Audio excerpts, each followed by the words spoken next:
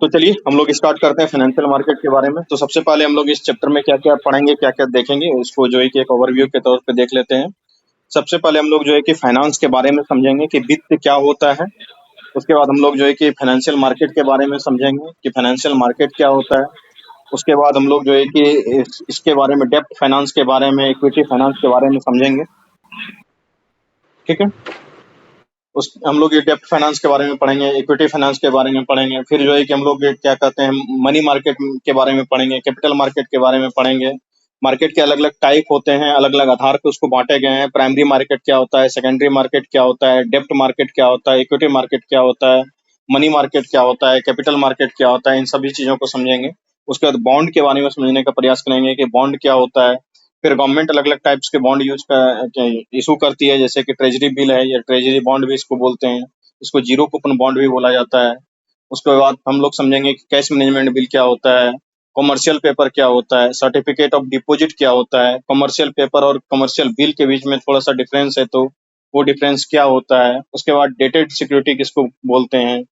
उसके बाद state development loan कैसे लिया जाता है राज्य सरकारों के द्वारा, कंपनियों के द्वारा जो जारी किया जाता है कॉर्पोरेट बॉन्ड या उसको डिवेंचर भी बोलते हैं, तो वो क्या होता है, उसके बारे में समझेंगे। किस तरीके से इंटरेस्ट रेट फिक्स किया जाता है, कूपन रेट किसको कहते हैं, वो समझने का प्रयास करेंगे। उसके बाद फिर इक्विटी मार्केट की तरफ बढ़ेंगे, तो वहाँ पे रेड हायरिंग प्रोसेस क्या होता है, आईपीओ कैसे लॉन्च होता है, एफपीओ क्या होता है, ऑफर फॉर सेल किसको कहते हैं, स्वेटेड इक्विटी किसको कहते हैं।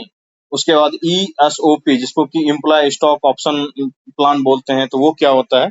इन सभी चीजों को जो है कि हम लोग डिटेल में समझने का आज के क्लास में प्रयास करेंगे। सबसे पहले जो टर्म है फाइनेंस, फाइनेंस क्या है। फाइनेंस का आशय जो है कि क्या कहते हैं, धन की आवश्यकता से है। जब आपको धन की आवश्यकता हो और उसकी धन की उपलब्धता से ही है। फाइनेंस का आशय ही है धन की उपलब्धता से। जब आपको धन की आवश्यकता हो, आपको मनी की आवश्यकता हो, वो उस समय पे उपलब्ध हो जाए।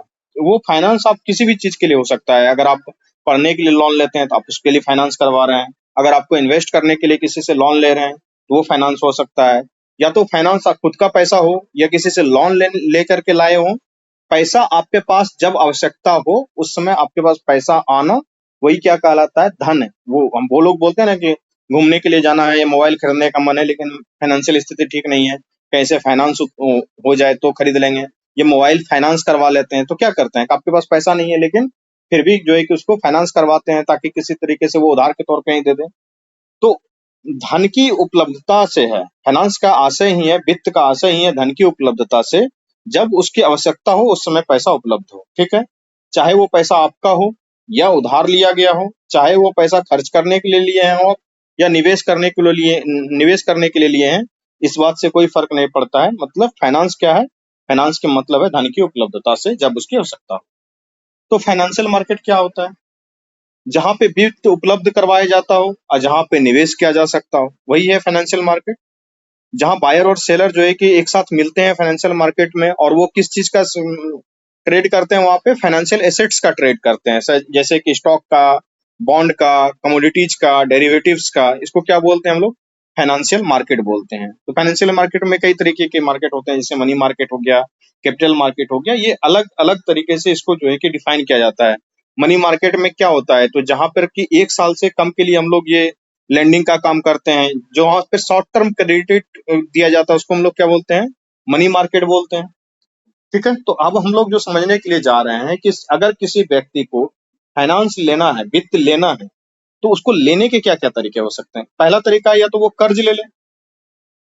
वित्त लेने का पहला तरीका क्या है कि वो कर्ज ले, डेप्ट जिसको बोलते हैं। या फिर दूसरा तरीका क्या हो सकता है कि वो अपनी कंपनी के शेयर में जो उसको भागीदारी दे दे। तो आप समझिए इस बात को कि कोई व्यक्ति या तो कर्ज ले सकता है या कोई व्यक्ति इक्विटी ले सकता है। तो क्या होता है डेप्ट इन्वेस्टर, क्या होता है डेप्ट फाइनेंसिंग, क्या होता है इक्विटी इन्वेस्टर, क्या होता है इक्विटी फाइनेंसिंग, इस चीज को समझते हैं। ठीक है।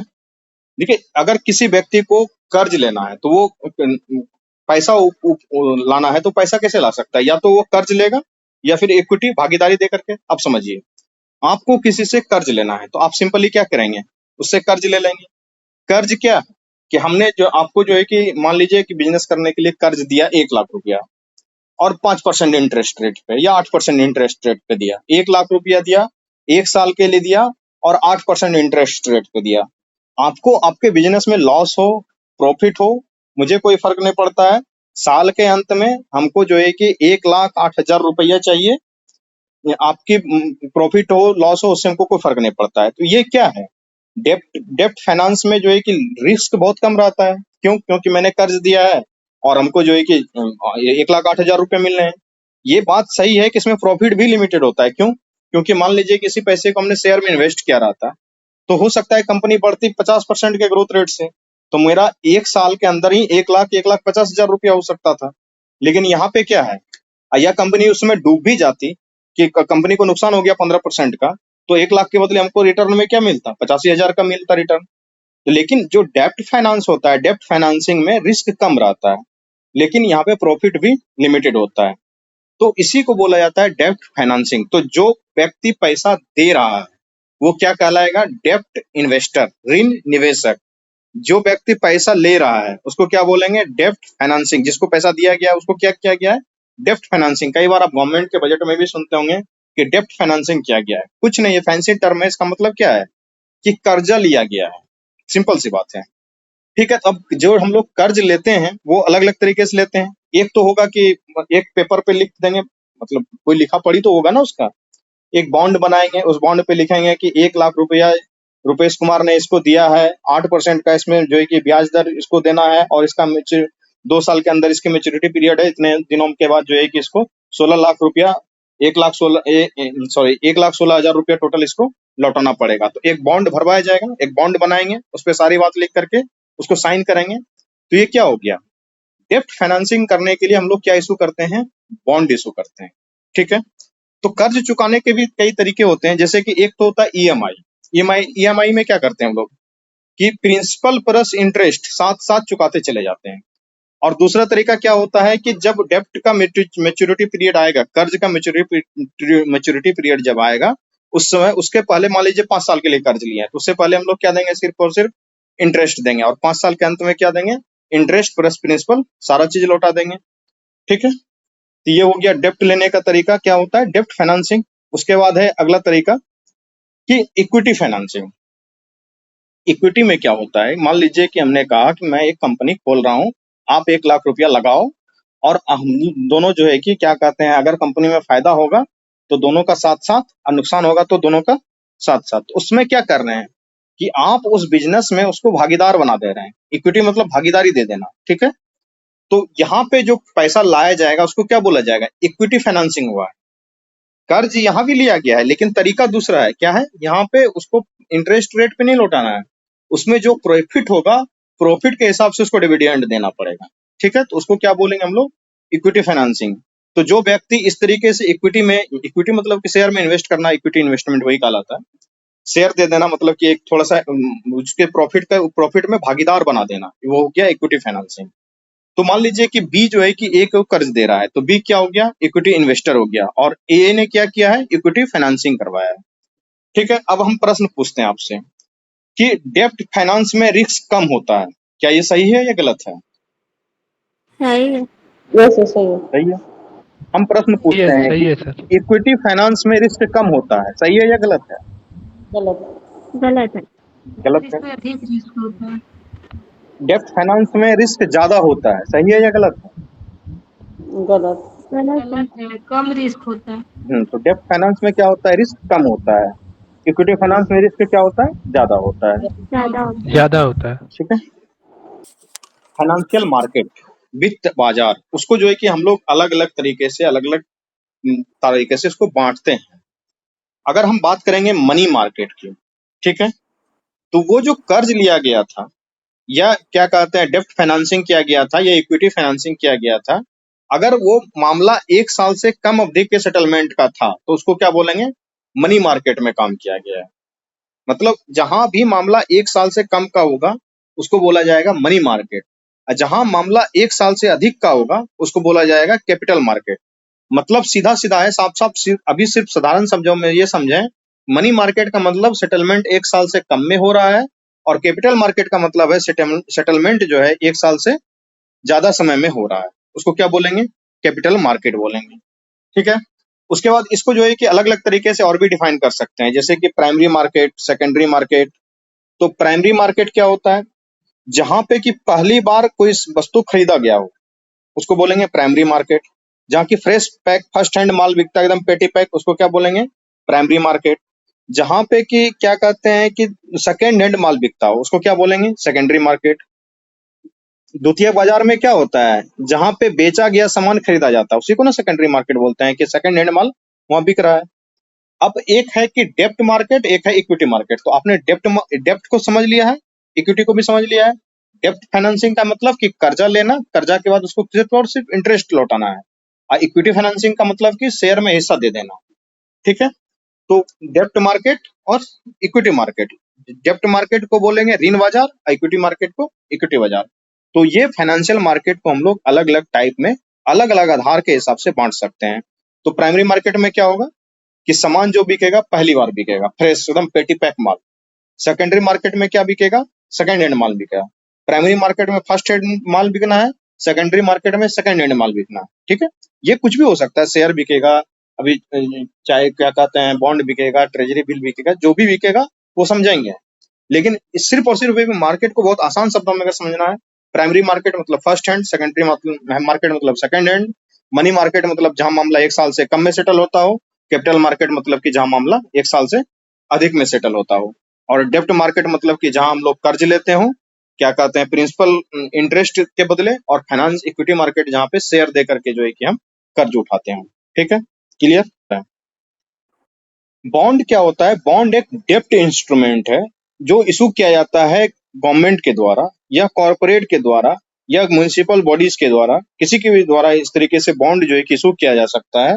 और ये बॉन्ड जो है कि could be less than 1 year, 1 साल से कम समय के का भी हो सकता है, और could be more than 1 year, 1 साल से अधिक के समय के लिए हो सकता है। अब समझ बताइए आप हमको कि अगर बॉन्ड 1 साल से कम के लिए इशू किया गया है तो कौन से मार्केट का होगा वो?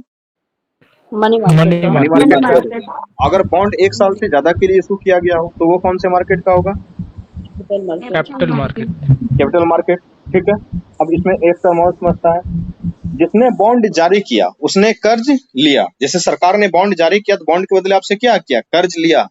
और जिसने बॉन्ड खरीदा, जैसे मैंने सरकार का बॉन्ड खरीदा तो मैंने कर्ज सरकार को दिया। ठीक है, ये बात समझ में आई? जिसने बॉन्ड जारी किया, जैसे भारत सरकार ने बॉन्ड जारी किया तो वो कर्जदार हो गया, उसने कर्ज लिया है, भारत सरकार कर्जदार है, और आपने बॉन्ड खरीदा है तो आप क्या है? आपने कर्ज देने वाले हैं। ठीक है, ये क्लियर है? तो अगर बॉन्ड 1 साल के लिए जारी किया जाए तो उसको क्या बोलेंगे? Money market. अगर बॉन्ड मनी 1 साल से ज्यादा के लिए जारी किया गया है तो उसको क्या बोलेंगे? Capital market. वो कैपिटल मार्केट में जारी किया गया है। ठीक है, बॉन्ड क्या है? बॉन्ड एक डेप्ट इंस्ट्रूमेंट है। डेप्ट इंस्ट्रूमेंट का मतलब समझ गए आप क्या है डेप्ट Yes, sir. इंस्ट्रूमेंट? तो इस तरीके से मैंने क्या समझा कि बॉन्ड क्या है? बॉन्ड एक डेप्ट इंस्ट्रूमेंट है, बॉन्ड इक्विटी इंस्ट्रूमेंट नहीं है। जो बॉन्ड जारी करेगा उसने कर्ज लिया, और जिसने बॉन्ड खरीदा उसने कर्ज दिया। ठीक है, भारत सरकार अगर बॉन्ड जारी करती है तो भारत सरकार आपसे क्या होती है? कर्ज लेती है। कर्जदार अब हम लोग यहाँ पे समझने का प्रयास करते हैं कि जो मनी मार्केट है, मनी मार्केट का बात मतलब क्या है कि 1 साल से अंदर अंदर वाला मसला है। तो भारत सरकार के पास बहुत सारे मैकेनिज्म है जिसमें कि वो 1 साल से कम अवधि के लिए कर्ज लेती है बॉन्ड इशू करने के बाद। ठीक है, बॉन्ड इशू करने का मतलब है कि वहां सीधा सीधा भारत सरकार कर्ज उठा रही है। अगर मनी मार्केट से कर्ज उठा रही है इसका मतलब है कि 1 साल से कम का मसला है, चल रहा है। तो हम लोग यहाँ पे क्या आप देखने के लिए जा रहे हैं? डेप्ट मनी मार्केट। डेप्ट मतलब क्या है कि कर्ज लिया जा रहा है। मनी मार्केट का क्या मतलब है? 1 साल से कम का काम किया जा रहा है, 1 साल से कम के लिए कर्ज लिया जा रहा है। तो इसमें सबसे पहला टाइप जो आता है उसको हम लोग बोलते हैं, भारत सरकार जो कर्ज उठाती है उसको बोलते हैं ट्रेजरी बिल या ट्रेजरी बॉन्ड। ठीक है, यह क्या है? एक टाइप का बॉन्ड है। बॉन्ड कहने का आशय क्या है कि यह एक डेप्ट इंस्ट्रूमेंट होगा।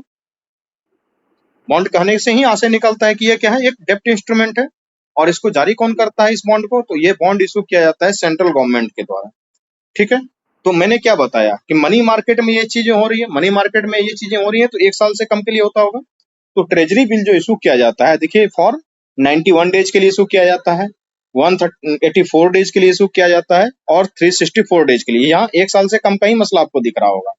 इससे पहले एक ट्रेजरी बिल आता था जिसको हम लोग एडॉक ट्रेजरी बिल बोलते थे, जो 14 दिन के लिए भारत सरकार जारी करती थी, लेकिन अब उसको डिसकंटिन्यू कर दिया गया है। अब जो ट्रेजरी बिल आ रहा है प्रेजेंट में तीन क्या कहते हैं टेन्योर के लिए आ रहा है, एक 91 डेज के लिए, एक 184 डेज के लिए और एक जो है कि 364 डेज के लिए, यानी कि 3 महीना, 6 महीना और 12 महीना वाला मसला चल रहा है आज के समय में ट्रेजरी बिल में।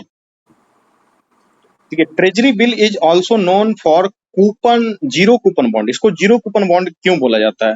देखिए यहाँ मैंने कूपन बना के रखा है कि ये 1932 का साल चल रहा है जब भारत क्या है, गुलाम है, और ये क्या किया गया है, एक बॉन्ड जारी किया गया है।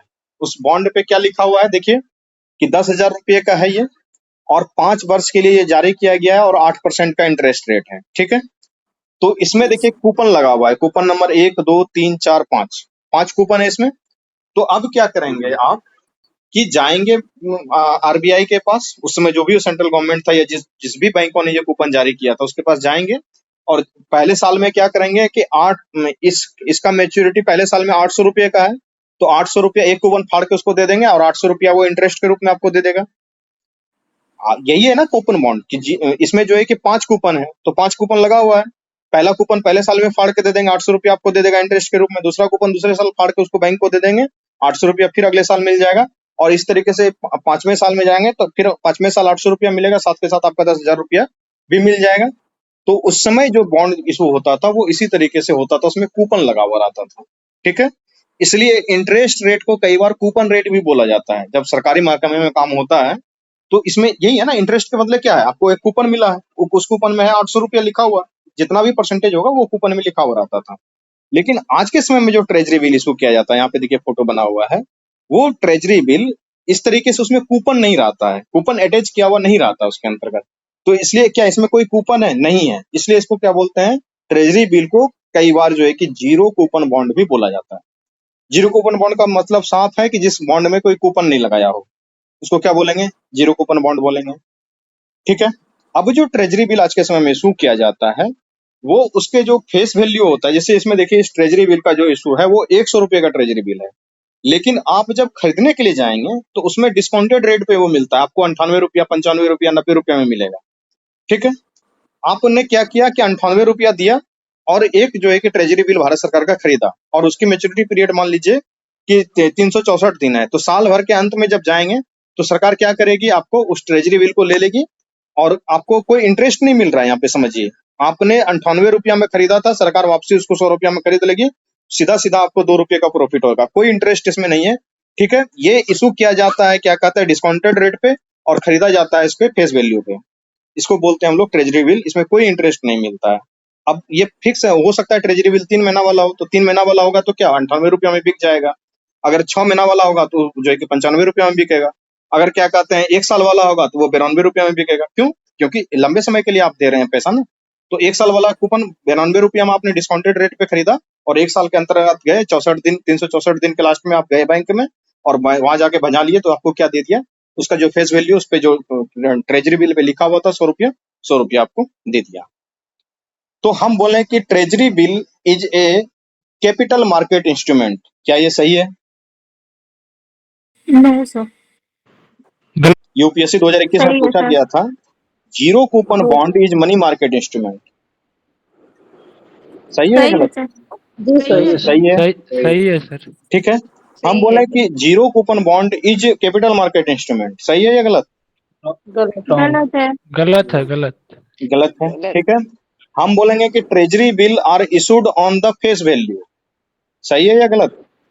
सही सही है। है। सही है सर। नहीं, treasury bill are sold on not face value, treasury bill are sold on discounted rate, treasury bill are repurchased on face value. अंकित मूल्य पे बिकता नहीं है, वो डिस्काउंटेड रेट पे बिकता है। जी। ठीक है, ट्रेजरी बिल समझ में आ गया, जीरो कूपन बॉन्ड समझ में आ गया कि ट्रेजरी बिल में कोई कूपन लगा हुआ था क्या? नहीं, इसलिए तो इसको क्या बोल दिया हम लोग, zero coupon bond. Zero coupon bond. Treasury bill सिर्फ और सिर्फ भारत सरकार के द्वारा जारी कर सकता है, राज्य सरकार के द्वारा ट्रेजरी बिल जारी नहीं किया जा सकता है। ये याद रखेंगे कि ट्रेजरी बिल सिर्फ और सिर्फ भारत सरकार जारी कर सकती है, सिर्फ और सिर्फ सेंट्रल गवर्नमेंट जारी कर सकती है, राज्य सरकार ट्रेजरी बिल जारी नहीं कर सकती है। तो सर, राज्य सरकार अगर जारी नहीं कर सकती है तो राज्य सरकार क्या जारी करती होगी? तो राज्य सरकार जारी करती है वो उसको WMA बोलते हैं, उसको हम लोग आगे पढ़ते हैं अभी। ठीक है, तो तो पहला हम लोगों ने क्या देखा कि जो ट्रेजरी बिल था वो कितने दिनों के लिए होता था? तो ट्रेजरी बिल होता था आपका क्या कहते हैं 91 डेज के लिए, 184 डेज के लिए या 354 डेज के लिए। 3 महीना 6 महीना 9 महीना का मसला, 3 महीना 6 महीना 12 महीना का मसला आसपास का चल रहा था, ठीक है। 91 डेज, 184 डेज और जो है कि क्या कहते हैं 364 डेज का 3 टाइप का ट्रेजरी बिल था। अब मान लीजिए सरकार को इस बीच में पैसे की आवश्यकता पड़ जाए, 3 महीना के अंतर मतलब 3 महीना से कम के अवधि के लिए पैसे की आवश्यकता पड़ जाए, तब सरकार क्या करेगी? तो उस समय सरकार ये 2010 से नई व्यवस्था लाई है सरकार ने कि कैश मैनेजमेंट बिल जारी करती है, ठीक है। ये कैश मैनेजमेंट बिल इसलिए जारी करती है कि कई बार सरकार के पास जो है कि कैश का शॉर्टफॉल हो जाता है, रुपये का शॉर्टफॉल हो जाता है, तो उनको अपने कर्मचारी को सैलरी देना है, अपना कुछ योजना चलाना है, तो तत्काल रूप से वो पैसे की अगर आवश्यकता हो तो सरकार जो है कि कैश मैनेजमेंट बिल जारी करती है और पैसा मार्केट से उठा लेती है। कैश मैनेजमेंट बिल 91 डेज से कम के लिए होता है, मतलब 3 महीने से कम के लिए ही वो होता है, ठीक है। और कैश मैनेजमेंट बिल भी सिर्फ और सिर्फ केंद्र सरकार जारी कर सकती है, राज्य सरकार बिल्कुल भी जारी नहीं कर सकती है, ठीक है। ये भी क्या होता है, जीरो कूपन बॉन्ड होता है, इसमें भी कोई भी कूपन अटैच नहीं रहता है। और ये भी cash management bill issued on discounted rate, ये भी डिस्काउंटेड रेट पे ही जारी किया जाता है। ये एक तरीके से समझ लीजिए कि छोटा रूप हो गया ट्रेजरी बिल का, छोटू ट्रेजरी बिल हो गया कैश मैनेजमेंट बिल, ठीक है। तो सर राज्य सरकार क्या जारी करती है? राज्य सरकार जारी करती है वेज एंड मीन एडवांस। अगर राज्य सरकार को भी कई बार पैसे की जरूरत पड़ती है ना, उसको कर्मचारी को सैलरी हाइक देना है या फिर क्या कहते हैं उनको कई सारी योजनाएं चलानी है, केंद्र सरकार से पैसा आया नहीं है, तो जब कैश का मिसमैच हो जाए, पैसा आने वाला है सरकार के पास लेकिन तत्काल रूप से उसको कैश की उपलब्धता अगर करानी है, तो राज्य सरकार जो है कि वेज एंड मीन एडवांस ये जारी करती है। यहाँ स्पेलिंग गलत है, WAYS होगा, वेज एंड मीन एडवांस इसको बोला जाता है, ठीक है। तो ये कब कैसे जारी करती है, कौन जारी करती है? तो राज्य सरकार जारी करती है। देखिए ये जो कैश मैनेजमेंट बिल है, ये वेज एंड मीन एडवांस है, इन सबका देख रेख आरबीआई ही करता है। आरबीआई सिर्फ केंद्र सरकार का ही बैंक नहीं है, राज्यों का भी जितना भी सेंट्रल अकाउंट वगैरह होता है, राज्य का भी अकाउंट आरबीआई में ही रहता है, ठीक है। लेकिन जारी करेगा तो वो मान लीजिए उसका सारा चीज देखेगा रिजर्व बैंक ऑफ इंडिया ही, लेकिन जारी करने का आदेश कौन देगा? या तो वो राज्य सरकार देगा या केंद्र सरकार देगा, जिनको पैसे की आवश्यकता होगी आदेश वही देगा, ठीक है। तो अब वेज एंड मीड एडवांस का रेट क्या होता है? वेज एंड मीड एडवांस 90 दिन के लिए जारी हो सकता है राज्य सरकार का, मतलब 91 दिन से कम का ही मसला है। 90 दिन के लिए राज्य सरकार अगर पैसा उधारी ले रही है तो उसको रेट क्या लगेगा? उसको रेट लगेगा रेपो रेट, लिखा हुआ है ना यहाँ कि 90 दिन से कम के लिए पैसा ले रहे हैं तो आपको रेट लगेगा रेपो रेट का। 90 दिन से ज्यादा का पैसा अगर ले रही है राज्य सरकार, मैं राज्य सरकार की बात कर रहा हूँ, 90 दिन से अगर ज्यादा के पैसा ले रही है राज्य सरकार तो उसको लगेगा रेपो रेट प्लस 1%। राज्य सरकार को एक लिमिट है, वो हद से ज्यादा पैसा कर्ज में नहीं उठा सकती है। अगर वो उस लिमिट से ज्यादा पैसा उठाना चाहती है मार्केट से तो उसको जो इंटरेस्ट रेट लगेगा वो लगेगा क्या कहते हैं रेपो रेट प्लस 2%। और लिमिट से दोगुने से भी ज्यादा अगर वो पैसा उठाना चाह रही है वेज एंड मीड एडवांस के तहत उसको रेपो रेट प्लस 5% लगेगा। अभी का सिनेरियो यही चल रहा है, ठीक है। ये समझ में आ गया, बढ़ते हैं आगे। अब देखिए एक चीज बताइए, जो सरकार सिक्योरिटी जारी करती है, जो सरकार जो बॉन्ड जारी करती है, तो वो बॉन्ड क्या होता है? बहुत मजबूत होता है ना, वो भागने वाला तो नहीं है ना। मान लीजिए हम आपको एक बॉन्ड पेपर पे लिख के दे देंगे 1 लाख रुपए हमको उधार दीजिए, आपको देंगे 8% का इंटरेस्ट रेट, ठीक है, और हमसे पता चले हम भाग गए, लेकिन सरकार कहाँ भागेगी? और सरकार कोई छोटी मोटी एंटिटी तो है नहीं कि डूब जाएगी तुरंत की तुरंत। बांग्लादेश की सरकार हो, पाकिस्तान की सरकार हो, अलग बात है, भारत सरकार बहुत मजबूत है। तो सरकार के बॉन्ड को कई बार बोला जाता है गिल्ट एज सिक्योरिटी। क्यों गिल्ट एज सिक्योरिटी? इसलिए बोला जाता है कि उसमें रिस्क जो है कि बहुत कम होता है, नगण्य होता है, ठीक है। तो गिल्ट एज का मतलब ही होता है बहुत मजबूत चीज, ठीक है। तो गिल्ट एज का मतलब क्या हुआ है कि मिनिमम रिस्क पे आप किसी चीज को उठा रहे हैं। अभी तक हम लोगों ने क्या पढ़ा? अगर सरकार को मनी मार्केट से पैसा उठाना है तो या तो वो ट्रेजरी बिल जारी करे या कैश मैनेजमेंट बिल जारी करे। अगर राज्य सरकार को पैसा उठाना है तो वो जो है कि वेज एंड मीड एडवांस जारी करे, ठीक है। लेकिन कंपनी को अगर पैसा उठाना है तो वो जो जारी करेगा उसके पेपर का क्या नाम होगा?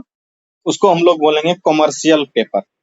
सब कहाँ हो रहा है? सब 1 साल के अंतर्गत का मसला चल रहा है, सब खेल मनी मार्केट में हो रहा है, लेकिन नाम अलग अलग है। केंद्र सरकार जारी कर रहा है ट्रेजरी बिल, केंद्र सरकार जारी क्या कर रहा है आपका? तो कैश मैनेजमेंट बिल। राज्य सरकार क्या जारी कर रहा है? तो वेज एंड मीड एडवांस। ठीक है। और अगर कंपनी जारी करे तो उसको क्या बोलेंगे? कॉमर्शियल पेपर बोलेंगे, ठीक है। तो कॉमर्शियल पेपर जो कंपनी अगर पैसा उठाना चाहती है मार्केट से तो उसको बोला जाता है कॉमर्शियल पेपर। देखिए, ये जितने भी चीजें हैं, ये पैसे लिए जा रहे हैं, इसमें कोई सिक्योरिटी नहीं दे रहा है सरकार। आपको ऐसा थोड़ी है कि आपको इस ट्रेजरी बिल के बदले एयरपोर्ट लिख के दे रहा है, अगर हम पैसा नहीं लौटाएंगे तो एयरपोर्ट मेरा ले लीजिएगा, कहीं ऐसा तो नहीं है। उसी तरीके से कमर्शियल पेपर भी जो जारी करती है कंपनी, तो वो नॉन सिक्योर्ड लोन होता है, नॉन सिक्योर्ड डेप्ट बोला जाता है, ठीक है। ये कुछ होता है सिक्योर डेप्ट, कुछ होता है नॉन सिक्योर डेप्ट, लेकिन ये जो कमर्शियल पेपर है ये नॉन सिक्योर डेप्ट है। नॉन सिक्योर डेप्ट होने के कारण क्या है कि सभी कंपनियों को अलाउ नहीं किया जा सकता है कि जो विजय माल्या का कंपनी है वो भी जारी कर दे, नीरव मोदी का कंपनी वो भी जारी कर दे, नहीं। ये ओनली हाई रेटिंग कंपनी जिसका कि ट्रिपल ए रेटिंग है, बहुत अच्छा कंपनी है, टाटा कंपनी है, रिलायंस कंपनी है, जिसकी रेटिंग बहुत हाई है, सिर्फ वही लोग जारी कर सकते हैं, क्योंकि विश्वास की बातें है ना। आप पर्सनल लोन भी लेने के लिए जाएंगे तो आपका क्रेडिट स्कोर अगर खराब है तो आपको पर्सनल लोन नहीं देगा। क्यों? क्योंकि पर्सनल लोन में कोई सिक्योरिटी आपसे नहीं रखा जाता, कोई मॉर्टगेज नहीं होता उसमें कि सोना गिरवी रखिए तब आपको लोन देंगे, ऐसा तो नहीं होता है। तो उसी तरीके से कमर्शियल पेपर जो इशू किया, अगर कंपनी पैसा मार्केट से उठाना चाहेगी उसको हम लोग बोलेंगे कमर्शियल पेपर। लेकिन ये कमर्शियल पेपर कौन जारी कर सकता है? तो बोलनी हाई रेटिंग कंपनी जिसका कि ट्रिपल ए प्लस रेटिंग हो, मतलब बढ़िया वाला रेटिंग हो, जो वही जारी कर सकता है। और ये जो है कि नॉन सिक्योर्ड लोन होता है, इसमें कोई जो है कि पीछे से मॉर्गेज नहीं रखा जाता है, कोई सिक्योरिटी जो है कि इसके पीछे नहीं रखा जाता है मार्केट से पैसा उठाने से पहले। इसलिए सेबी या फिर आरबीआई ही मनी इसको रेगुलेट करती है। तो आरबीआई जो है कि जब तक कि क्या कहते हैं ट्रिपल ए रेटिंग वाली कंपनी नहीं रहती है तब तक उसको इशू करने का अधिकार ही नहीं देती है। तो ये हो गया कमर्शियल पेपर। एक होता है कमर्शियल बिल। अब देखिए कमर्शियल पेपर क्या है, कंपनी को पैसे की आवश्यकता पड़ी, मार्केट से पैसा उठा लिया, ठीक है, कमर्शियल पेपर जारी किया उन्होंने कि ये इतने दाम का कमर्शियल पेपर है, पैसा उठा लिया। लेकिन कंपनी कई बार आपस में भी जो है कि सामान का खरीद बिक्री करती है कंपनी से दूसरे कंपनी में। जब कंपनियां आपस में लेन देन करें, ठीक है कि ठीक है आपने कच्चा माल दिया है, आपको जो है कि 90 दिन के अंतर्गत पैसा मिल जाएगा, तो वो पैसा ना दे करके एक कमर्शियल बिल लिख के दे देगा कि ये जो है कि 50 लाख रुपए का कमर्शियल बिल है, ये टाटा कंपनी इशू कर रहा है। क्यों? क्योंकि इन्होंने जो है कि क्या कहते हैं टायर मंगवाया है एमआरएफ कंपनी से, तो वो कमर्शियल बिल लिख के दे देगा 3 महीने के अंतर्गत हमारे कंपनी को जो है कि वो कमर्शियल बिल के बदले पैसा मिल जाएगा, ठीक है। तो इसको क्या बोलेंगे? Commercial bill. जब कंपनी आपस में लेन देन करे, और जब कंपनी बाजार से लेन देन करे तो उसको तुम लोग बोलते हैं कमर्शियल पेपर, ठीक है। समझ में आ गया? तो केंद्र सरकार का समझ में आ गया, राज्य सरकार का समझ में आ गया, कंपनी का समझ में आ गया, मनी मार्केट से पैसा कैसे उठाता है। अब है कि बैंक को अगर पैसा लेना हो, कमर्शियल बैंक जिसको बोलते हैं, एचडीएफसी हो, एसबीआई हो, केनरा हो, किसी भी बैंक को अगर मार्केट से पैसा उठाना हो तो वो जो जारी करता है उस पेपर का नाम है सर्टिफिकेट ऑफ डिपॉजिट। सब पैसा ही उठा रहा है लेकिन नाम अलग अलग है। नाम से पता चलता है कि सर्टिफिकेट ऑफ डिपॉजिट जारी किया है तो कमर्शियल बैंक होगा, अगर कमर्शियल पेपर जारी किया है तो कोई कंपनी जारी किया होगा, अगर कैश मैनेजमेंट बिल जारी किया है तो केंद्र सरकार किया होगा, अगर ट्रेजरी बिल जारी किया है तो वो केंद्र सरकार किया होगा। तो सर्टिफिकेट ऑफ डिपॉजिट क्या होता है? ये जारी किया जाता है बैंक के द्वारा, कमर्शियल बैंक के द्वारा, जैसे एचडीएफसी हो गया, एसबीआई हो गया, इन लोगों के द्वारा। ये जो होता है कि 7 दिन से 365 दिन, वही बोले ना कि हर मामला 1 साल से कम अवधि का है, ठीक है। हम बोलेंगे कि सर्टिफिकेट ऑफ डिपॉजिट आरबीआई के द्वारा जारी किया जाता है। क्या सही बात है? सही है। सर्टिफिकेट ऑफ डिपॉजिट आरबीआई के द्वारा जारी किया जाता है, सही है या गलत? गलत हुआ सर, कमर्शियल बैंक जारी करते हैं। कमर्शियल बैंक जारी है। Certificate of deposit commercial bank के द्वारा जारी किया जाता है। हम बोले कि सर्टिफिकेट ऑफ डिपॉजिट आरबीआई के द्वारा जारी किया जाता है कमर्शियल बैंकों के लिए, सही है गलत? सही है, सही है। गलत है। सही गलत है। सही है sir. Certificate of deposit RBI जारी ही नहीं करता है, सर्टिफिकेट ऑफ डिपॉजिट हमेशा कमर्शियल बैंक ही जारी किया जाता है, कमर्शियल बैंक ही जारी करता है, कोई भी सर्टिफिकेट ऑफ डिपॉजिट आरबीआई जारी नहीं करता। तो इसी तरीके के जो है कि आपको जब पूछे जाते हैं क्वेश्चन तो इसी तरीके से उसमें कई सारे ऑप्शन दिए जाते हैं कि certificate of deposit capital market में जारी किया जाता है, सही है गलत? गलत है। गलत है sir. Certificate of market deposit में जारी। मनी मार्केट का मसला है, money market certificate of deposit money equity पूंजी। इंस्ट्रूमेंट है, सही है गलत? गलत है। गलत है। क्यों? सर्टिफिकेट ऑफ डिपॉजिट डेब्ट इंस्ट्रूमेंट, गलत। डेप्ट इंस्ट्रूमेंट है। कितने समय के लिए? मनी मार्केट को जो समझा उसमें खेल हमेशा 1 साल से कम के लिए हो रहा था, मतलब कि 1 साल सेटलमेंट से 1 साल से कम के पीरियड में हो रहा था। एक साल कैपिटल मार्केट में सेटलमेंट 1 साल से अधिक के लिए होता है, ठीक है, लंबे समय के लिए 1 साल से अधिक अवधि के लिए होता है। तो जिस तरीके से मनी मार्केट से पैसे उठाने के लिए सरकार या कंपनियां अलग अलग बॉन्ड जारी करती थी, उसी तरीके से कैपिटल मार्केट में भी जो है कि कंपनियां अलग अलग पत्र जारी करती होंगी, सरकारें अलग अलग तरीके से पैसे उठाती होंगी। तो कैपिटल मार्केट से पैसा उठाने का क्या तरीका है?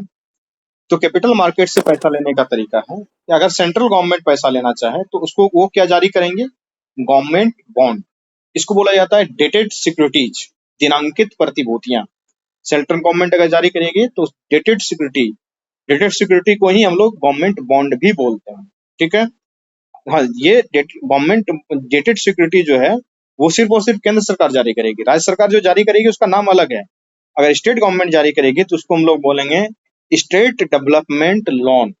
केंद्र सरकार जारी करे तो डेटेड सिक्योरिटी या गवर्नमेंट बॉन्ड, राज्य सरकार जारी करे तो स्टेट डेवलपमेंट लोन, कंपनीज अगर जारी करे तो उसको क्या बोलेंगे? कॉर्पोरेट बॉन्ड या डिवेंचर। डिवेंचर हम बोलेंगे कि भारत सरकार ने डिवेंचर जारी किया है, सही है गलत? गलत है। हम बोलेंगे टाटा कंपनी ने डिवेंचर जारी किया है, सही है गलत? सही सही है। सही है। सही है सही है। सही है कंपनी जारी करती है उसको कॉर्पोरेट बॉन्ड या डिवेंचर बोलते हैं। डिवेंचर क्या है? एक डेब्ट इंस्ट्रूमेंट है। ठीक है, और ये जो है कि डिवेंचर भी दो तरीके का हो सकता है, या सिक्योर्ड डिवेंचर या non secured debenture. Secured debenture में क्या होगा? उसके पीछे कुछ ना कुछ सिक्योरिटी अटैच होगा कि पैसा नहीं लौटाएंगे तो ये टाटा कंपनी का एक बिल्डिंग आपके नाम कर देंगे हम। नॉन सिक्योर्ड डिवेंचर होगा तो उसमें कोई सिक्योरिटी होगा नहीं। तो जहां देखिए सिक्योर्ड डिवेंचर होगा तो उसमें इंटरेस्ट रेट कम होगा, नॉन सिक्योर्ड डिवेंचर होगा इंटरेस्ट रेट ज्यादा होगा। कुछ इस तरीके से उसका मैकेनिज्म अपना काम करता है। ठीक है, तो अभी जो हम लोग समझ रहे हैं सिर्फ आसान भाषा में ये समझ रहे हैं कि कैपिटल मार्केट से सरकार अगर पैसा उठाती है या राज्य सरकारें पैसा उठाती है या कंपनी उठाती है तो उसको बोलते क्या है। ठीक है, फिर इसके डिटेल में जाएंगे कि ये स्टेट डेवलपमेंट लोन लिया जाता है, इसके क्या टर्म एंड कंडीशन है, जो क्या कहते हैं डेटेड सिक्योरिटी जारी होती है उसके क्या टर्म एंड कंडीशन है, किस तरीके से जारी होती है, उसको देखेंगे। अभी हम लोग सिर्फ और सिर्फ बेसिक चीजों को समझ रहे हैं। ठीक है, तो सेंट्रल गवर्नमेंट के द्वारा जारी किया जाएगा तो डेटेड सिक्योरिटी या गवर्नमेंट बॉन्ड, स्टेट गवर्नमेंट के द्वारा जारी किया जाएगा तो स्टेट डेवलपमेंट लोन, और फिर कंपनीज के द्वारा जारी किया जाएगा तो इसको क्या बोलेंगे? डिवेंचर। तो इन सारे क्या कहते हैं स्टेट डेवलपमेंट लोन के लिए या कॉर्पोरेट बॉन्ड के लिए जिसको डिवेंचर बोलते हैं या गवर्नमेंट डेटेड सिक्योरिटी के लिए इंटरेस्ट रेट क्या मिलेगा, ब्याज दर क्या होगा, इस चीज की बात करते हैं। तो मैंने पहले भी बताया था कि इंटरेस्ट रेट को कई बार फिक्स कूपन रेट भी बोलते हैं। क्यों? क्योंकि जो पुराने समय में होता था उसके पीछे कूपन अटैच रहता था कि 1 साल के अंतर्गत इस कूपन को जाके बजा लीजिए। तो वो या तो फिक्स्ड कूपन रेट होगा यानी फिक्स्ड इंटरेस्ट रेट होगा कि 5% पे पैसा उठाया जा रहा है या 6% पे पैसा उठाया जा रहा है, या फ्लोटिंग कूपन रेट होगा या फ्लोटिंग इंटरेस्ट रेट होगा कि जो है कि इतने समय से इतने समय के लिए जो है कि ये पैसा मिलेगा, इतने समय से इतने समय के लिए ये इंटरेस्ट मिलेगा। या फिर जो बॉन्ड जारी होगा वो इन्फ्लेशन इंडेक्स बॉन्ड होगा कि जिस हिसाब से महंगाई बढ़ेगी उस हिसाब से आपका इंटरेस्ट रेट घटते बढ़ते रहेगा। ठीक है, तो यही तरीका हो सकता है, तो या तो फिक्स हो सकता है, फ्लोटिंग हो सकता है, या फिर 2014 से एक नया प्रचलन आया हुआ है इन्फ्लेशन इंडेक्स बॉन्ड। इसमें क्या होता है कि इन्फ्लेशन के हिसाब से चीजों को एडजस्ट कर दिया जाता है। ठीक है, अब देखिए एक टर्म को समझिए, बॉन्ड यील्ड। यील्ड मतलब होता है उपज। जैसे कि इस बार हम लोग बोलेंगे कि धान का यील्ड अच्छा नहीं हुआ, मतलब धान का उपज अच्छा नहीं हुआ है। गेहूं का यील्ड अच्छा नहीं हुआ है तो उस तरीके से क्या हुआ, गेहूं का उपज अच्छा नहीं हुआ है। उसी तरीके से होता है बॉन्ड यील्ड, मतलब कि बॉन्ड जो आपने खरीदा है उससे कितना इंटरेस्ट आपको मिला। ठीक है, तो सामान्य परिस्थितियों में क्या होता है कि लंबे समय का बॉन्ड लंबा रिटर्न देगा, आपको ज्यादा रिटर्न देगा, और छोटे समय का बॉन्ड क्या करेगा, कम रिटर्न देगा। ज्यादा समय के बॉन्ड में ज्यादा रिटर्न और कम समय के बॉन्ड में कम रिटर्न, मतलब कम इंटरेस्ट मिलेगा आपको, कम पैसा कमाई होगा आपका। ठीक है, इसको बोला जाता है बॉन्ड यील्ड। ये सामान्य परिस्थितियों की बात है। बॉन्ड यील्ड इन्वर्जन क्या होता है? बॉन्ड इन्वर्जन ये होता है कि छोटे समय वाला जो क्या कहते हैं बॉन्ड था वो ज्यादा इंटरेस्ट देना स्टार्ट करे, और जो लंबे समय वाला इंटरेस्ट था वो कम इंटरेस्ट देना स्टार्ट करे। तो आप समझ लीजिए कि अर्थव्यवस्था की परिस्थिति ठीक नहीं है।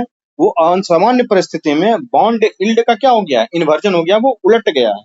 जहां लंबे समय के बॉन्ड को ज्यादा रिटर्न देना चाहिए था, कम समय के बॉन्ड को कम रिटर्न देना चाहिए था, परिस्थितियां बिल्कुल उल्टी होती जा रही हैं।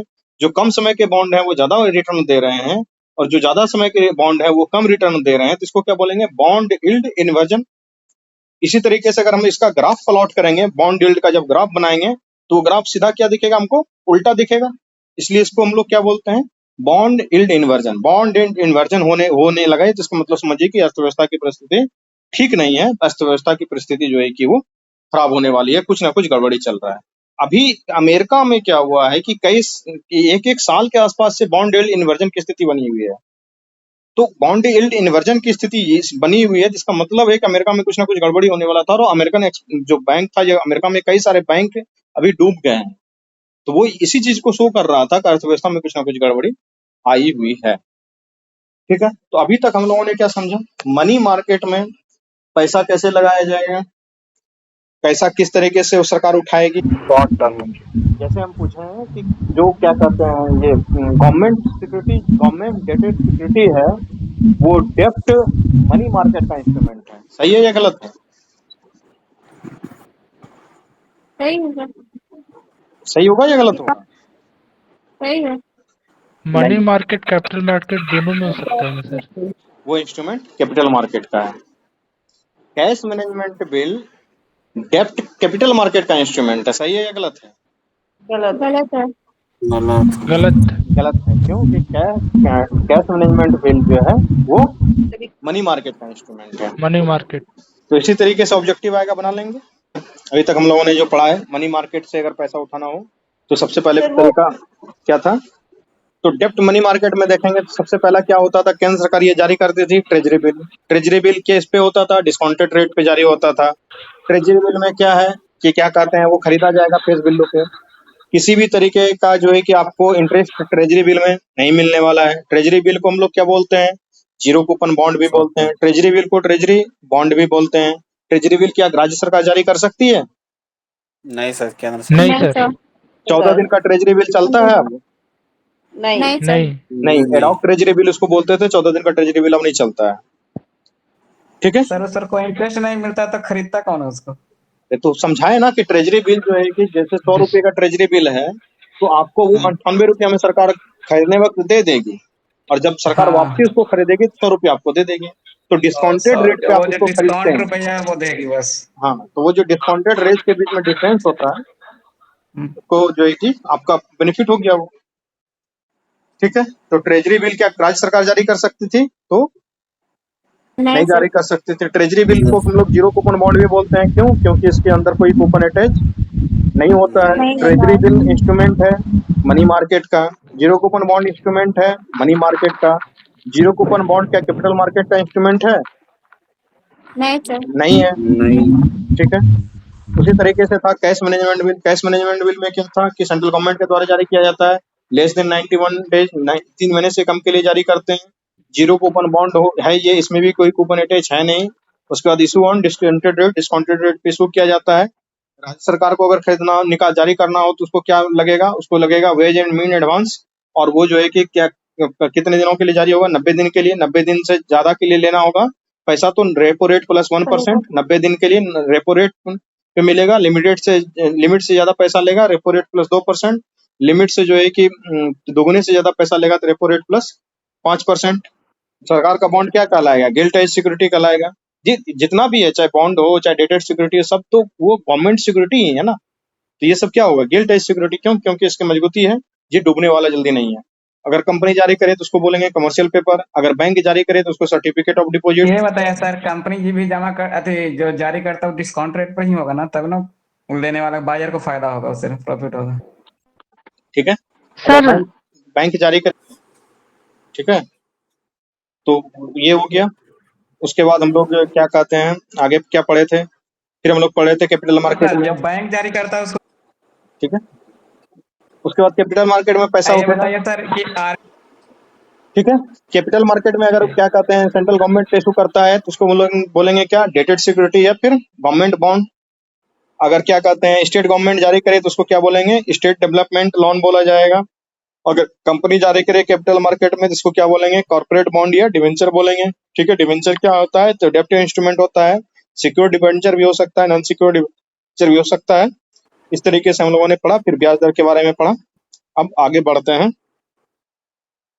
इक्विटी मार्केट की तरफ बढ़ते हैं। इक्विटी मार्केट में क्या होता है, देखिए इक्विटी मार्केट से पैसा उठाने के तरीके अलग होते हैं। वहां पे क्या होता है कि सबसे पहले किसी कंपनी को, क्योंकि इक्विटी मार्केट में जा रहे हैं तो क्या कर रहे हैं, कंपनियां शेयर दे रही है, अपना हिस्सेदारी अपना भागीदार बना रही है, पार्टनरशिप बना रही है आपको अपने बिजनेस में, तो वहां तरीका अलग होगा। अभी तक हम लोग जो क्या कहते हैं डेप्ट मार्केट में थे, डेप्ट मार्केट में क्या हो रहा था, आप कोई मालिकाना हक आपको नहीं मिल रहा था, आपको जो है कि सिर्फ और सिर्फ आप लोन दे रहे थे, आपको समय पे पैसा वापस से मिल रहा था, कोई मालिकाना हक की बात नहीं है। लेकिन इक्विटी मार्केट में आप सुनते होंगे कि सरकार ने LIC के क्या कहते हैं 74% प्राइवेटाइजेशन अलाउ कर दिया, या क्या कहते हैं कि आप सुनते होंगे कि 26% का आंकड़ा अगर किसी कंपनी के शेयर में आप ले लेते हैं, उसको जादुई आंकड़ा लिया जाता है, माना जाता है कि अगर सरकार जो है कि प्राइवेटाइजेशन कर रही है, लेकिन PSU का प्राइवेटाइजेशन 49% तक ही कर रही है। क्यों? कि 51% शेयर जिसके पास रहेगा, मालिकाना हक उसके पास रहता है। ठीक है, देखिए 26% के आंकड़े को जादुई आंकड़ा इसलिए कहा जाता है क्योंकि ये नियम है सेबी का कि हर निर्णय जो होगा कंपनी में वो कैसे होगा, 3/4 के बहुमत से होगा, तो 3/4 यानी कि 75% का बहुमत, 75% का बहुमत। तो अगर आप 26% खरीद लेते हैं शेयर, तो आप भी उस डिसीजन मेकिंग का हिस्सा हो जाते हैं। एक ही परसेंट से ही होते हैं, लेकिन हो तो जाते हैं। तो इस तरीके से कई बार सरकारें क्या करती है कि किसी किसी सेक्टर में 74% क्या अपने पास शेयर रखती है और 26% प्राइवेट को बेच देती है। इसलिए वो चाहती है कि हमारा जो डिसीजन मेकिंग हो, उस डिसीजन मेकिंग में जो है कि पार्टनरशिप का भी क्या कहते हैं एक्सपर्टीज इन्वॉल्व हो। क्यों? क्योंकि प्राइवेट सेक्टर के लोग आएंगे डिसीजन मेकिंग में, तो कुछ अच्छा डिसीजन लेगा। हो सकता है कोल इंडिया का शेयर जो है कि सरकार ने 26% का बेच दिया है, कोल इंडिया का मालिकाना हक किसके पास है? भारत सरकार के पास है। 74% शेयर किसके पास है? भारत सरकार के पास है। 26% प्राइवेट सेक्टर को इसलिए दिया गया है ताकि उसके लोग आएंगे, बोर्ड मीटिंग में बैठेंगे, वो जो डिसीजन लेंगे, अच्छा डिसीजन लेंगे, अच्छी पॉलिसी बनाएंगे। कई बार इसके लिए भी होता है। कई बार NDTV के तरीके के लोग, अडानी के लोग होते हैं जो NDTV में शेयर खरीद लेते हैं, तो 26% शेयर खरीद लिया, तो उसके डिसीजन मेकिंग में घुसने का प्रयास किया। उसके बाद 51% शेयर खरीद लिया NDTV का, अडानी जबरदस्ती खरीद लिया, तो क्या हो गया? NDTV का मालिक हो गया अडानी। प्रणब राय जो उसका रियल मालिक था वो कहाँ चला गया, आज तक किसी को पता नहीं। ठीक है, तो अगर 51% शेयर ले लिया, मतलब मालिकाना हक डिसीजन मेकिंग मेरा, अगर 26% शेयर ले लिया तो उसके डिसीजन मेकिंग के निर्णय में आपका जो है कि एक क्या महत्वपूर्ण निर्णय आपका आप भी दे सकते हैं, डिसीजन मेकिंग में भाग ले सकते हैं, लेकिन मालिकाना हक आपका नहीं रहेगा। 51% में मालिकाना हक हो जाता है। ठीक है, और 74% इस तरीके से जो है कि आप सुनते होंगे शेयर मार्केट में ये सब होता है कि इतना परसेंट शेयर इन्होंने ले लिया, इतना परसेंट शेयर इन्होंने ले लिया। तो वही आज समझने का प्रयास करते हैं कि शेयर आता कैसे है, जो इक्विटी मार्केट से पैसा उठाया जाता है, जो आप अपने भागीदार बनाते हैं, वो कैसे बनाते हैं। तो ऐसे ही नहीं होता है कि मुंह उठा के हम चले जाएंगे कि मेरा इंस्टीट्यूट चल रहा है, हम भी जो है कि 5 करोड़ रुपया मार्केट से उठाएंगे, ऐसा नहीं होता है। पेटीएम जैसी कंपनी लिस्ट होने से पहले, लिस्टिंग किसको कहते हैं भी समझते हैं। मान लीजिए कि पेटीएम चाहता है कि अब हम मार्केट से पैसा उठाएं, हम इनिशियल पब्लिक ऑफर IPO अपना जारी करें। तो IPO जारी करने से पहले पेटीएम को अपने कंपनी का पूरा डिटेल कच्चा चिट्ठा बताना पड़ेगा सबको, कि उसको बोलते हैं, उस प्रोसेस को रेड हेयरिंग प्रोसेस। IPO लाने से पहले सारी कानूनी प्रक्रिया करनी पड़ेंगे कि आपका अकाउंटिंग ठीक से किया गया है कि नहीं किया गया है, जो पेटीएम कंपनी है उसके प्रिंसिपल्स मजबूत है कि नहीं है, झूठ फूस का कोई लॉन तो नहीं है इसके ऊपर, कितना इसमें इन्वेस्टर इन्वेस्ट कर रहा है, कितना का इसका जो है कि मार्केट कैपिटलाइजेशन होने वाला है, उसी के हिसाब से ना शेयर का वैल्यू बनेगा। जैसे मान लीजिए मेरा इंस्टीट्यूट बहुत चलता है, बहुत बच्चे हैं मेरे पास, तो मेरे पास फंड आ रहा है जा रहा है, तो मेरे पास पैसा बहुत है, कैपिटल बहुत मजबूत कंपनी। अब चलता ही नहीं है, उधार लेकर के मेरा दुकान चलते रहे, तो फिर तो उसके शेयर का दाम भी कम लगेगा ना। तो वही जो पूरा कंप्लीट प्रोसेस होता है, कानूनी प्रक्रिया होती है, पूरा जांच पड़ताल किया जाता है, बाकायदे इसके लिए एजेंसियां हायर की जाती हैं। वो एजेंसी पूरा बताती है आपके शेयर का रेट वगैरह क्या हो सकता है, उसका पूरा जो कानूनी प्रक्रिया किया जाता है उसको बोलते हैं हम लोग रेड हेयरिंग प्रोसेस। यानी कंपनी सबसे पहले रेड हेयरिंग प्रोसेस से गुजरेगी IPO लाने से पहले, उसके बाद IPO लाया जाएगा। तो एक IPO का दाम तय किया जाएगा कि हाँ इतने रुपये का एक IPO, एक शेयर इतने रुपये का मिलेगा आपको। तो जो पहली बार कंपनी शेयर बेचने के लिए तैयार होती है पब्लिक को, तो उसको बोलते हैं इनिशियल पब्लिक ऑफर, यानी कि पहली बार आपको ऑफर दिया जा रहा है। ठीक है, तो मान लीजिए कि हम बोलेंगे कि एक शेयर मेरा एक कंपनी का 100 रुपये का। ठीक है, तो अब आप लोग जाएंगे IPO खरीदने के लिए, तो IPO जो खरीदेंगे तो आप लोग उसको क्या बोलेंगे कि सब्सक्राइब करना, कि इतना आईपीओ इस कंपनी का सब्सक्राइब हो गया, यानी इतना आईपीओ बिक गया, इतना कैपिटल कंपनी ने आईपीओ के माध्यम से उठाया। ठीक है, ये सारा टर्म अभी देखेंगे, जब पढ़ना स्टार्ट करेंगे डिटेल में इस टर्म को फिर से देखेंगे। तो पहली बार जारी करे तो उसको बोलेंगे इनिशियल पब्लिक ऑफर, यानी कि पहली बार कंपनी ने शेयर जो है कि मार्केट में बेचना स्टार्ट कर दिया। एलआईसी का आईपीओ कुछ दिन पहले आया था, पिछले साल पेटीएम का आईपीओ आया था। पेटीएम का जब आईपीओ आया तो बड़ा हल्ला मचा था, बहुत बढ़िया, पता चला कुछ ही दिन के बाद धड़ाम से हो गया। जो शेयर मान लीजिए 100 रुपया में खरीदा था, लोभ में पेटीएम है, बड़ी कंपनी, बढ़िया कंपनी है, पता चल 30-32 रुपए वो बिक नहीं रहा था मार्केट में। ठीक है, तो नुकसान हो गया इन्वेस्टर का ना। तो जब इनिशियल पब्लिक ऑफर आता है, कंपनी का शेयर बिक जाता है, तो उसको फिर बोलते हैं हम लोग लिस्टिंग। शेयर मार्केट में वो क्या हो गया, वो कंपनी लिस्ट हो गई। अब इसका शेयर लेकर के, पेटीएम का शेयर लेकर के आप प्राइमरी मार्केट से सेकेंडरी मार्केट में जा सकते हैं। प्राइमरी मार्केट का मतलब कि जहाँ पेटी पैक माल बिकता हो, एकदम फ्रेश, पहली बार ताजा। सेकेंडरी मार्केट का मतलब है सेकेंड हैंड। जब कंपनी लिस्ट हो जाए तो उस लिस्टेड कंपनी का जो है कि आप सेकेंडरी मार्केट में जाके शेयर बेच सकते हैं। क्यों? क्योंकि उसके ऊपर भरोसा हो गया ना, ये कि एक लिस्टेड होके आई है ये कंपनी। ठीक है, तो ये बॉम्बे के स्टॉक एक्सचेंज पे, नेशनल स्टॉक एक्सचेंज में ये कंपनियां क्या हो जाएगी, लिस्ट हो जाएगी। अब ये तो हो गया पहली बार पैसा उठाने का मर्जी हुआ। तो अगर दूसरी बार पैसा उठाना हो तो फिर तो अडानी साहब थोड़ी ना जाएगा कि मेरा ये कंपनी है अडानी पोर्ट, इसको हम फिर से लिस्ट करवा रहे हैं, रेड हियरिंग प्रोसेस में लेके जा रहे हैं, फिर से कागज पत्रा बनाइए, ऐसा कुछ तो होने वाला नहीं है। वो कंपनी पहले से लिस्ट है, उसको फिर से जो है कि कुछ मार्केट से पैसा उठाना, अपना कुछ शेयर बेचना है। मान लीजिए पहले अडानी पोर्ट का 75% शेयर उसके पास था, हिंडनबर्ग का रिपोर्ट आ गया, अब अडानी को थोड़ा सा पैसे का मुसीबत हो गया, फिर अपने अडानी पोर्ट का शेयर बेचेगा। तो शेयर बेचने के लिए जाएगा तो पहले से ही कंपनी लिस्टेड है, पहली बार उन्होंने इनिशियल पब्लिक ऑफर लाया था, तो उसको बोलेंगे FPO, follow on public offer. वो क्या है, एफपीओ, मतलब कि दूसरी बार तीसरी बार निकाल रहे हैं हम लोग पैसा, कंपनी पैसा मार्केट से उठाना चाह रही है, तो उसको बोलेंगे FPO, follow on public offer. अब क्या होती है, एक टर्म होता है ऑफर फॉर सेल। अगर मान लीजिए कि कंपनी आईपीओ लाए और आईपीओ बिके ही नहीं, कोई खरीदना ही नहीं चाहे, ठीक है, लेकिन कंपनी के मालिक को जरूरी है कि हमको पैसा चाहिए ही चाहिए, तो वो कंपनी का मालिक क्या करता है उस समय पे, फिर चले जाता है किसी बड़े इन्वेस्टर्स के पास। ठीक है, जैसे कि ये झुंझुनवाला साहब थे, वो तो मर गए, वो बड़े इन्वेस्टर थे। इसी तरीके से बड़े बड़े इन्वेस्टर के पास चले जाते हैं जब कंपनी का आईपीओ सब्सक्राइब नहीं होता है, तो वहां जाकर के उनको बोलते हैं कि ऑफर फॉर सेल देते हैं कि हमने इतना रेट में आईपीओ लिस्ट किया था, उससे कम रेट में ही ले लीजिए, लेकिन सब खरीद लीजिए। ऐसा कई बार सरकार के साथ होती है। मान लीजिए सरकार जो है कि अपना कंपनी बेचना चाहे तो वो बिकता ही नहीं है। क्यों? क्योंकि सबको पता है सरकारी कंपनी है, घाटा में रहेगा, क्यों खरीदेंगे इसका शेयर, कोई बहुत फायदा होने वाला तो है नहीं। तो वो सरकार फिर जाके झुंझुनवाला साहब से बात करेगी कि हाँ, हम ऑफर फॉर सेल दे रहे हैं, ये ऑफर फॉर सेल है, इसको खरीद लीजिए, मेरे इस आईपीओ को। मार्केट में तो लिस्ट किए थे, लाए थे, लेकिन बिका नहीं है। तो फिर वो इन्वेस्टर देखेगा कि भाई इस रेट पे खरीदेंगे, किस रेट पे खरीदेंगे, वो नेगोशिएट करेगा अपने से। इसको क्या बोलेंगे, ऑफर फॉर सेल। इसी तरीके से होता है स्वेट इक्विटी। कंपनी कई बार क्या करती है कि अपने बड़े बड़े कर्मचारियों को सैलरी तो बहुत देती ही है, साथ के साथ उस कंपनी का कुछ शेयर भी देती है सैलरी के रूप में, ताकि मोटिवेशन बना रहे कि कंपनी में जैसे सीईओ है, या क्या कहते हैं, ये फाइनेंशियल अधिकारी है, या फिर क्या कहते हैं चीफ टेक्निकल ऑफिसर है, सीटीओ है कंपनी का, ये सब बड़े लोग होते हैं, बड़े अधिकारी होते हैं। ठीक है, तो कंपनी क्या करती है कि अपने सीईओ को, सीएफओ को, चीफ फाइनेंशियल ऑफिसर हो गया, उसके बाद सीटीओ हो गया, चीफ टेक्निकल ऑफिसर हो गया, इस तरीके से बड़े अधिकारियों को कई बार सिर्फ और सिर्फ पैसा ही नहीं देती है, वेतन के रूप में सैलरी ही नहीं देती है। वेतन के रूप में सैलरी के साथ साथ कुछ, जैसे कि मान लीजिए 10 करोड़ का वेतन है एक सीईओ का, तो 10 करोड़ के वेतन में क्या करेगा, उसको 5 करोड़ रुपया कैश दे देगा। अब 5 करोड़ रुपया बोल देगा कि चलिए आप जो है कि कंपनी का शेयर 5 करोड़ के वैल्यू का ले लीजिए। आपके पास शेयर रहेगा तो उससे फायदा क्या होगा कि आप कंपनी में बढ़िया डिसीजन लेंगे, बढ़िया से कंपनी को चलाएंगे, क्योंकि शेयर का पैसा बढ़ेगा तो आपका भी बढ़ेगा। हो सकता है वो 5 करोड़, 7 करोड़, 9 करोड़ के रूप में मिले आपको, और हो सकता है कंपनी में घटिया डिसीजन लीजिएगा तो पैसा कंपनी का भी डूबेगा, कंपनी भी नुकसान में और आपका सैलरी भी नुकसान में जाएगा। तो इसको क्या बोला जाता है, स्वेट मतलब होता है पसीना की मेहनत करके सारे अधिकारी लोग जो है कि कंपनी को आगे बढ़ाएं, इसको बोला जाता है एक टर्म है स्वेट इक्विटी। अब ये तो हो गया कि बड़े बड़े अधिकारियों को जब कंपनी शेयर देती है उसको स्वेट इक्विटी।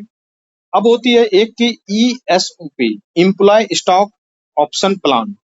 कंपनी अगर सभी कर्मचारियों को ही शेयर दे दे कि 1% आधा परसेंट शेयर सबके पास, छोटा बड़ा कर्मचारी सब, कि सब लोग मिलकर मेहनत करेगा, सब कंपनी को आगे बढ़ाएगा, नहीं तो अगर कंपनी डूबेगा या कंपनी घाटा में जाएगा तो सबको सैलरी में कुछ ना कुछ नुकसान होगा ही होगा। ठीक है, अगर फायदा होगा तो सबका होगा, घाटा होगा तो सबका होगा। तो कंपनी अगर इस तरीके से अगर सभी सारे कर्मचारियों को शेयर दे दे, उसको हम लोग क्या बोलते हैं, ESOP, employ stock option plan. ये टर्म से भी स्पष्ट है, इम्प्लॉय स्टॉक ऑप्शन प्लान की स्टॉक में इसको क्या दिया गया, हिस्सेदारी दे दिया गया। क्लियर है यहाँ तक? देखिए यहीं तक रहने देते हैं। देखिए यहाँ क्या लिखा हुआ है, फाइनेंशियल मार्केट, क्या लिखा हुआ है, मनी मार्केट। अब मनी मार्केट आपको समझ में आ रहा है कि deals with borrowing and lending for the short term credit loan generally with in the time period of less than 1 year और इक्वल टू 1 ईयर, तो इसको क्या बोलेंगे, मनी मार्केट बोलेंगे। RBI is the regulator of money market, तो money market का regulator कौन होता है, आरबीआई होता है। ठीक है, अब जो कि इंस्ट्रूमेंट्स ऑफ मनी मार्केट, तो मनी मार्केट का इंस्ट्रूमेंट मतलब कि 1 साल से कम के इंस्ट्रूमेंट होगा, तो इशूड बाय स्टेट, क्या कहते हैं, गवर्नमेंट, तो ये क्या होगा, ट्रेजरी बिल होगा। ट्रेजरी बिल क्या है, शॉर्ट टर्म सिक्योरिटी है। इसको किस पे भेजा जाता है, तो यहाँ लिखा हुआ है ना, that are mature in 1 year और less than from their date of issue, और जीरो कूपन सिक्योरिटी, इसको जीरो कूपन बॉन्ड भी बोलते हैं, एंड पे नो इंटरेस्ट, इस पे कोई इंटरेस्ट पे नहीं किया जाता है। Instant they are issue at the discounted rate, और वो डिस्काउंटेड रेट पे इशू कर दिया जाता है, and redeem at the face value eight maturity, जब मेच्योरिटी होगा तो उसको जो है कि उसके फेस वैल्यू पे रिडीम कर लिया जाएगा। प्रेजेंटली जो है कि 3 टेन्योर में ये इशू किया जाता है, normally 92 days, 91 days, 182 days and 364 days. ठीक है, और ट्रेजरी बिल होने के लिए आपके पास डीमेट अकाउंट का होना जरूरी है। उसी तरीके से हमने बताया था कि गवर्नमेंट जो है कि दूसरा चीज जारी करता है, कैश मैनेजमेंट बिल, तो इसको ये भी क्या है, शॉर्ट टर्म में कैश की व्यवस्था करने का एक तरीका है, और इसका maturity period less than 91 days का होता है। यही सारा चीज यहाँ पे लिखा हुआ है, इसको आप आसानी से पढ़ेंगे। उसके बाद फिर सर्टिफिकेट ऑफ डिपॉजिट, तो सर्टिफिकेट ऑफ डिपॉजिट कौन इशू करता है, तो ये इशू करता है बाय द कमर्शियल बैंक के द्वारा इशू किया जाता है। इसको देखिए, अब सर्टिफिकेट ऑफ डिपॉजिट को कौन कौन इशू नहीं कर सकता है, तो regional rural bank certificate of deposit को इशू नहीं कर सकता है, local area bank certificate of deposit को इशू नहीं कर सकता है, फाइनेंशियल इंस्टीट्यूशन लाइक IFCI, ये जितने भी फाइनेंशियल इंस्टीट्यूशन हैं वो भी सर्टिफिकेट ऑफ डिपॉजिट को इशू नहीं कर सकते, सिर्फ और सिर्फ कमर्शियल बैंक ही इशू कर सकते हैं। मिनिमम अमाउंट क्या होगा, तो 1 लाख रुपये का होगा, या फिर इसके मल्टीपल देयर फोर्स में होगा, मतलब 1 लाख, 2 लाख, 5 लाख, इस तरीके से इसके लाख के मल्टीपल में चलेगा। ठीक है, इस सर्टिफिकेट ऑफ डिपॉजिट के एवज में आपको जो है कि लोन नहीं मिल सकता है। कमर्शियल पेपर जो कौन जारी करेगा, कमर्शियल पेपर जारी करेगा कंपनी, है ना। तो कंपनी में कौन सारी कंपनी, तो आप यहाँ देखिए लिखा हुआ है, company non banking financial company, all India financial institution, cooperative society भी जारी कर सकती है, जो भी लिमिटेड लायबिलिटी वाली कंपनी है। लेकिन उसका मैंने क्या बताया था कि कमर्शियल पेपर जारी करने के लिए कंपनी का क्रेडिट बहुत हाई होना चाहिए, नेटवर्थ बहुत हाई होना चाहिए। तो कमर्शियल पेपर जारी करने के लिए नेटवर्थ जो है कि 100 करोड़ रुपये और या उससे ज्यादा का होना चाहिए।